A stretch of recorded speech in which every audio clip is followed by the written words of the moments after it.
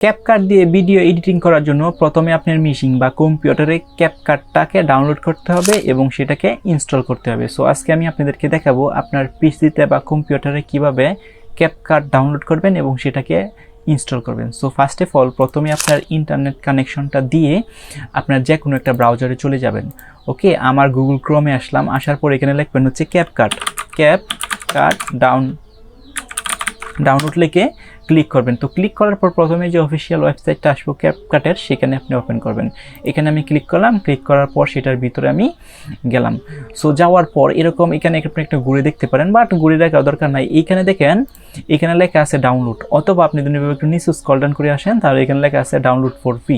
So আপনি হয় এইখানে ক্লিক করবেন, না হয় এইখানে ক্লিক করবেন, যে কোনো এক জায়গায় ক্লিক করলেই হবে। সো এখানে আমি ডাউনলোড করলাম, যে ডাউনলোড ফর ফ্রি, এখানে ক্লিক করলাম। তো ক্লিক করার পর একটু অপেক্ষা করবেন, অপেক্ষা করার পর দেখেন এই যে একটা EXE ফাইল কিন্তু আপনার কম্পিউটারে সেটা ডাউনলোড হয়ে যাবে। সো এটা অলরেডি আমার কম্পিউটারে ডাউনলোড হয়ে গেছে, আমি কেটে দিলাম। কেটে দেওয়ার পর আমার ডাউনলোড ফোল্ডারে আমি আসলাম, আসার পর দেখেন এই যে এই ফাইলটা যেন আছে সেটা কিন্তু হচ্ছে ডাউনলোড হয়ে নামছে। তখন এটার মধ্যে ডাবল ক্লিক করবেন।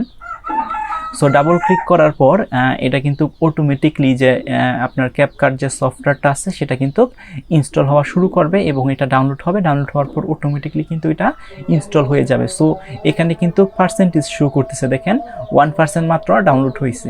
সো 1%, 2%, এভাবে আপনার ইন্টারনেট কানেকশনের উপরে কিন্তু ডিপেন্ডস করবে। অর্থাৎ আপনার ইন্টারনেট কানেকশন যদি খুবই স্ট্রং থাকে তাহলে কিন্তু এটা খুব দ্রুতই ডাউনলোড হয়ে নেমে যাবে। আর যদি এটা ইন্টারনেট কানেকশন স্লো থাকে তাহলে কিন্তু আপনার এটা নামতে কিন্তু অনেক সময় লাগবে।